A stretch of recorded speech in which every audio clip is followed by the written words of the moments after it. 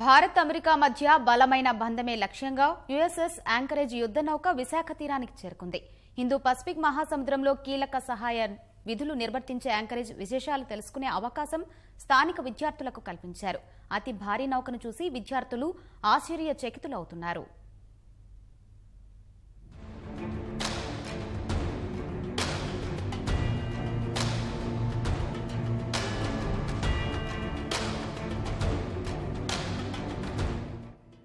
నిలువెత్తు కొండను తలపించే అమెరికాకు చెందిన అతి భారీ యుద్ధనౌక విశాఖ సాగర్ తీరంలో కనువిందు చేస్తోంది.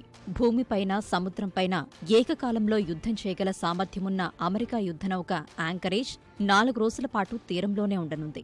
మిత్రదేశాలు ఆపద సమయాల్లో ఉన్నప్పుడు మానవతా సహాయం అందించేందుకు వీలుగా అమెరికా యాంకరేజ్ సేవలను వినియోగిస్తోంది.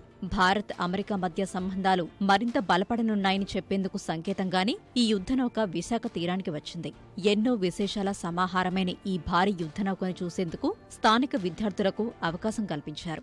To continue to build the partnership that we have with our Indian Navy over the course of the next couple of days. We'll have some interactions and opportunities to learn from each other as we share the skills that we've learned, specifically in humanitarian assistance and disaster relief. ఈ భారీ యుద్ధనౌకలో పదుల సంఖ్యలో ట్యాంకర్లు, బాంబర్లు, 10కి పైగా హెలికాప్టర్లు, ఉభయచర వాహనాలైన hover క్రాఫ్ట్లు ఉన్నాయి. రెక్కలు ముడుచుకునే అధునాతన హెలికాప్టర్లు ఇందులో ప్రత్యేక ఆకర్షణ. అత్యవసర సమయాల్లో సాయం అందించేందుకు అవసరమైన సామాగ్రి, వైద్య సహాయానికి అవసరమైన వస్తువులు కూడా ఉన్నాయి. ఈ విశేషాలన్నింటినీ విద్యార్థులకు దగ్గరుండి చూపిస్తున్నారు యుద్ధనౌక సిబ్బంది.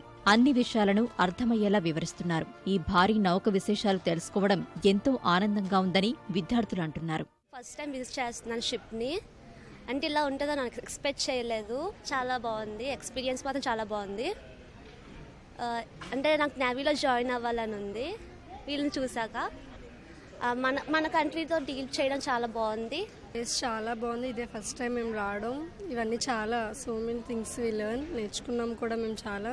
షిప్లో కూడా చాలా బాగున్నాయి. అన్నీ ఎలా డ్రైవ్ చేయాలి అనేది కూడా అంత ప్రాసెస్ అంతా ఇందులో ఉంది. మేము రావడం ఫస్ట్ టైం, మాకు చాలా బాగా నచ్చింది. భారత నౌకాదళంతో యుద్ధ నైపుణ్యాలు పంచుకోవడం ఎంతో సంతోషంగా ఉందని యాంకరేజ్ అధికారులు చెబుతున్నారు.